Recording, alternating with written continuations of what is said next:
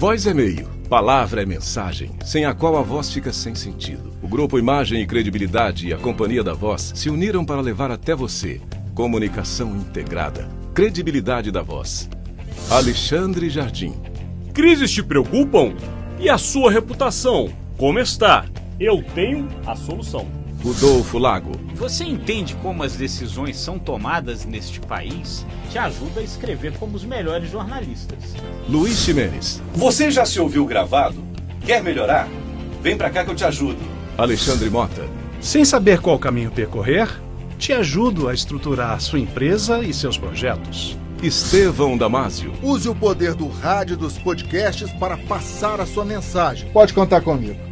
Profissionais da voz e da palavra em uma fábrica de podcasts, entrevistas, cursos, treinamentos e consultorias e conteúdos que irão contribuir na sua tomada de decisão. Soluções em comunicação. Credibilidade da Voz. Uma parceria dos grupos Imagem, Credibilidade e Companhia da Voz.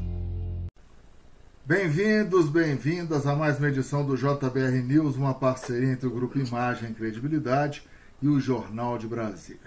Hoje é quarta-feira, 21 de julho de 2021, e eu, Estevão Damásio, com meu colega Rodolfo Lago. Hoje nós vamos destacar a expectativa para que o presidente Jair Bolsonaro, já no início da próxima semana, provavelmente na segunda-feira, anuncie algumas mudanças na equipe ministerial. Seria uma mini reforma ministerial.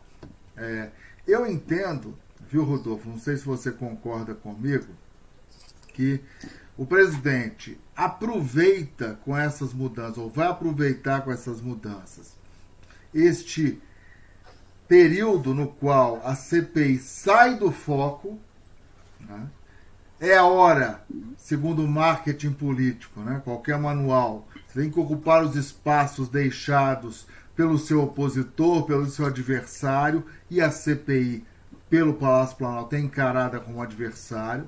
E é hora de produzir notícias positivas, ou notícias que deem um claro recado ao mercado financeiro, ou à situação, aos parlamentares que apoiam o governo Bolsonaro no Congresso, boas sinalizações positivas.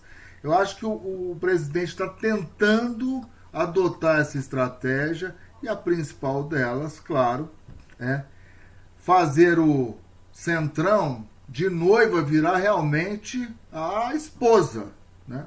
Porque ao levar provavelmente Ciro Gomes, que é o líder desse poderoso bloco... Ciro Nogueira. Se ele levasse Ciro Gomes, eu já não entendia mais nada. Mas o Ciro Nogueira para talvez o ministério mais próximo a ele, por onde tramitam e passam todas as propostas, as ideias, as discussões, que é a Casa Civil, Rodolfo.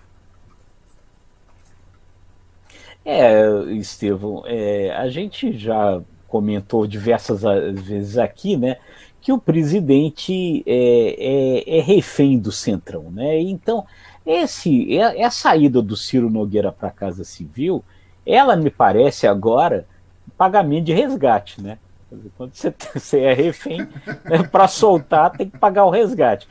Porque, veja só, se o Ciro Nogueira era alguém com uma atuação recente que merecesse ser premiada, né? E você virar ministro da Casa Civil sem dúvida nenhuma, uma premiação.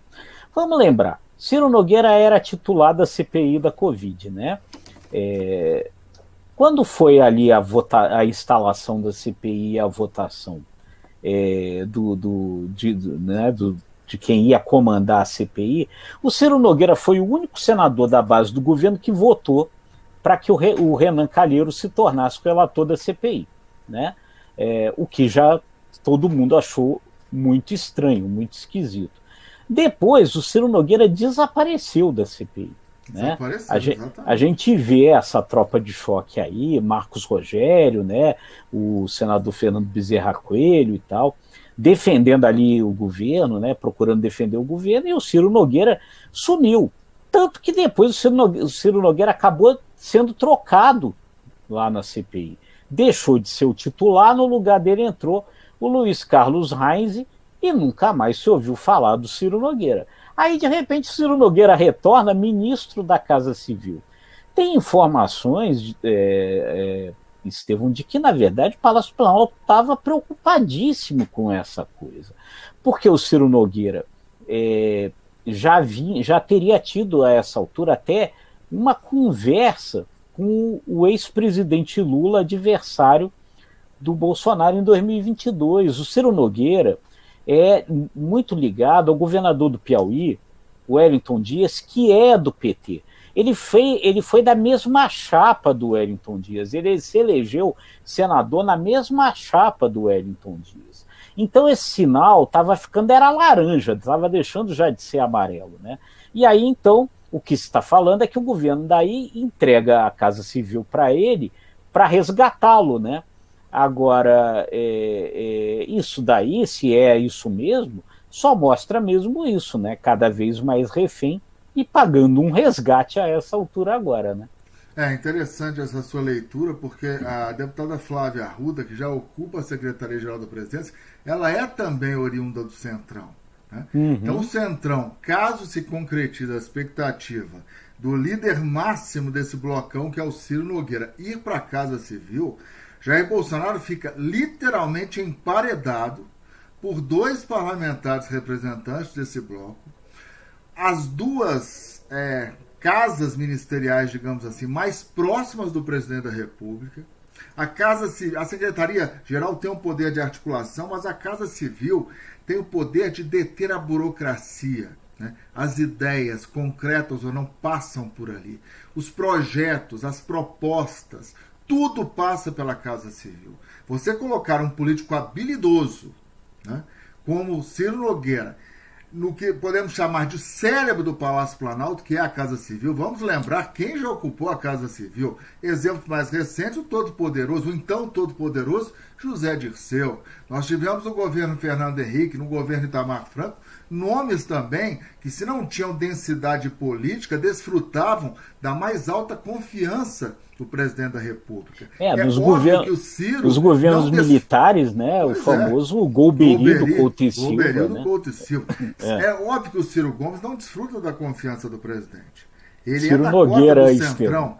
Ciro Nogueira, não faça essa confusão. O Ciro Nogueira não desfruta da confiança do presidente Jair Bolsonaro. Ele é da cota do Centrão. Então, você está corretíssimo. Cada vez o Palácio do Planalto, mesmo pagando, a gente pode dizer que é a primeira parcela desse resgate. Eu não sei, eu acho que o Centrão não é bobo, ele deve ter parcelado em 12 vezes, até a eleição. Então, pode ser a primeira parcela desse resgate. Né? Não vai entregar o sequestrado ainda não. Exatamente. Ele fica cada vez mais refém desse bloco.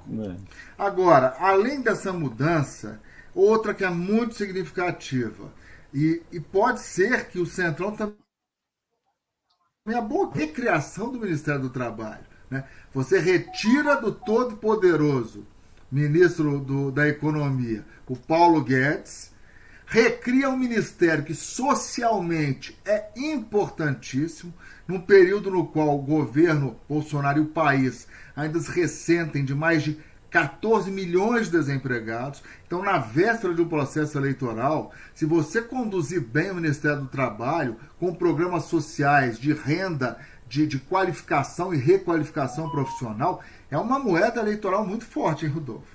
Sem dúvida, né? Aí me parece que a ideia é essa mesma, né, o Estevão, recriar o Ministério do Trabalho, com o nome até, parece que de Ministério do Emprego e Previdência, né, para reforçar ainda mais isso aí, né?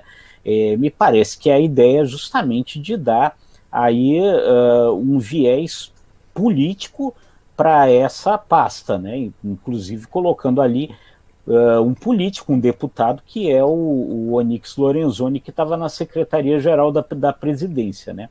Agora, sem dúvida nenhuma, isso tira poderes do Paulo Guedes, né? O Paulo Guedes tinha concentrado todas essas pastas econômicas na mão dele no início, e agora, com a recriação desse ministério, essa super pasta da economia, ela sofre aí uma desidratação importante, né? Então é uma coisa para a gente observar, né? A gente já viu momentos ali de insatisfação do Paulo Guedes, já dissemos algumas vezes que o Paulo Guedes poderia sair, mantém-se ali o Paulo Guedes, né? Mas tiraram umas bombas do posto Ipiranga agora, né? Mas é importante, e nem só assim essa questão de uma maior concentração nas mãos do Paulo Guedes, é porque, de fato, se você fizer uma análise racional, você transformar a pasta do trabalho, que sempre teve muita importância estratégica na história do Brasil, né? Desde Getúlio Vargas, por exemplo, é uma pasta estratégica do ponto de vista econômico e do ponto de vista social, mas não está funcionando.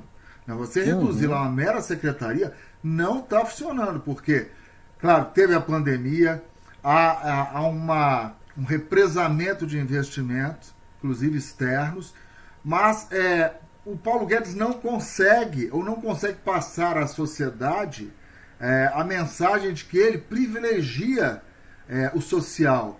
Talvez, fazendo esse desmembramento, pode ser um movimento estratégico importante por parte do presidente Bolsonaro, hein, Rodolfo? Não, sem dúvida, né? Eu acho que a ideia passa a ser essa mesma. Me parece ali que fica meio complicado ali o Paulo Guedes fazer esses dois movimentos, né, ao mesmo tempo, né? Ele ser o cara preocupado com a política fiscal, com o tesouro e tal, e ser ao mesmo tempo o cara das boas notícias na economia. Então aí faz-se a